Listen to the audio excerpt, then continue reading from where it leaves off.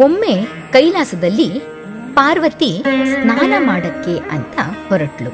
ಅವಳ ಪತಿ ಈಶ್ವರ ಕೈಲಾಸದಲ್ಲಿ ಇರದೇ ಇದ್ದ ಕಾರಣ ಮಣ್ಣಿನ ಬಾಲಕನ ಮೂರ್ತಿಯೊಂದನ್ನ ಮಾಡಿ ಅದಕ್ಕೆ ಪ್ರಾಣ ಪ್ರತಿಷ್ಠೆಯನ್ನ ಮಾಡಿದ್ಲು.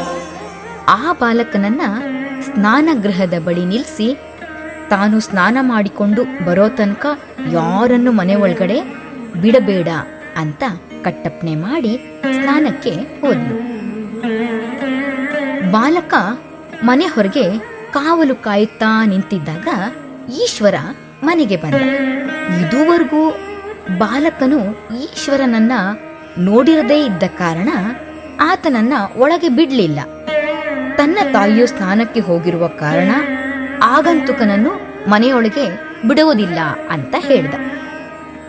ಈಶ್ವರ ವಿಧವಿಧವಾಗಿ ಇದು ತನ್ನದೇ ಮನೆಯೊಳಗೆ ಹೋಗಕ್ಕೆ ನಿನ್ನಪ್ಪಣೆ ಯಾಕೆ ಅಂತ ಕೇಳ್ದ.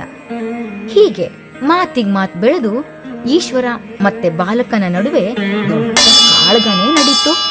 ಸಿಟ್ಟಿನ ಭರದಲ್ಲಿ ಈಶ್ವರ ಬಾಲಕನ ಶಿರಚ್ಛೇದನ ಮಾಡ್ಬಿಟ್ಟ.